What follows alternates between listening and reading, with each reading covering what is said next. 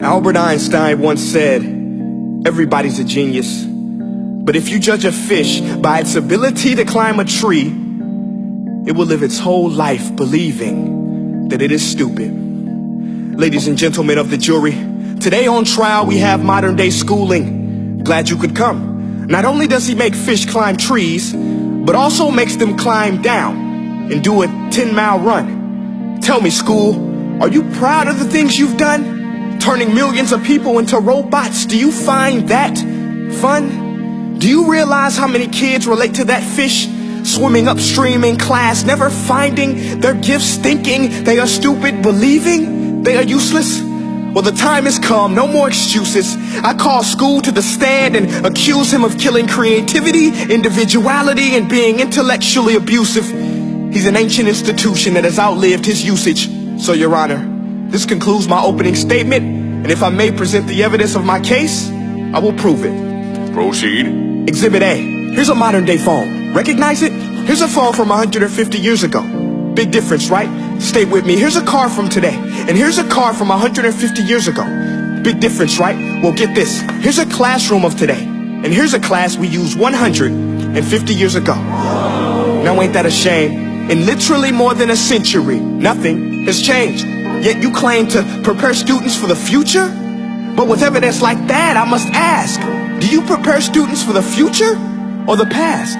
I did a background check on you and let the record show that you were made to train people to work in factories, which explains why you put students in straight rows, nice and neat, tell them sit still, raise your hand if you want to speak, give them a short break to eat, and for 8 hours a day tell them what to think. Oh, and make them compete to get an A letter which determines product quality, hence grade A of meat. I get it. Back then, times were different. We all have a past. I myself am no Gandhi. But today, we don't need to make robot zombies. The world has progressed. And now we need people who think creatively, innovatively, critically, independently, with the ability to connect. See, every scientist will tell you that no two brains are the same. And every parent with 2 or more children will confirm that claim. So please explain why you treat students like cookie cutter frames or snapback hats, giving them this one-size-fits-all crap. Watch your language. Sorry, Your Honor, but if a doctor prescribed the exact same medicine to all of his patients, the results will be tragic. So many people would get sick, yet when it comes to school, this is exactly what happens. This educational malpractice, where one teacher stands in front of 20 kids, each one having different strengths, different needs, different gifts, different dreams, and you teach the same thing the same way? That's horrific. Ladies and gentlemen, the defendant should not be acquitted. This may be one of the worst criminal offenses ever to be committed. And let's mention the way you treat your employees. Objection. Overruled. I want to hear this. It's a shame. I mean, teachers have the most important job on the planet, yet they're underpaid? No wonder so many students are short-changed. Let's be honest. Teachers should earn just as much as doctors, because a doctor can do heart surgery and save the life of a kid. But a great teacher can reach the heart of that kid and allow him to truly live. See, teachers are heroes that often get blamed, but they're not the problem. They work in a system without many options or rights. Curriculums are created by policymakers, most of which have never taught a day in their life. Just obsessed with standardized tests. They think bubbling in a multiple choice question will determine success. That's outlandish. In fact, these tests are too cruel to be used and should be abandoned, but don't take my word for it. Take Frederick J. Kelly, the man who invented standardized testing, who said, and I quote, "These tests are too cruel to be used and should be abandoned." Ladies and gentlemen of the jury, if we continue down this road, the results will be lethal.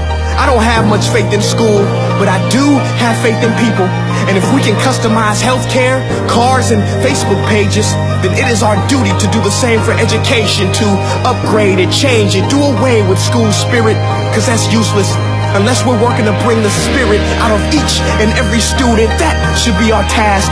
No more Common Core. Instead, let's reach the core of every heart in every class. Sure, math is important, but no more than art or dance. Let's give every gift an equal chance. I know this sounds like a dream, but countries like Finland are doing impressive things. They have shorter school days. Teachers make a decent wage. Homework is non-existent, and they focus on collaboration instead of competition. But here's the kicker, boys and girls. Their educational system outperforms every other country in the world.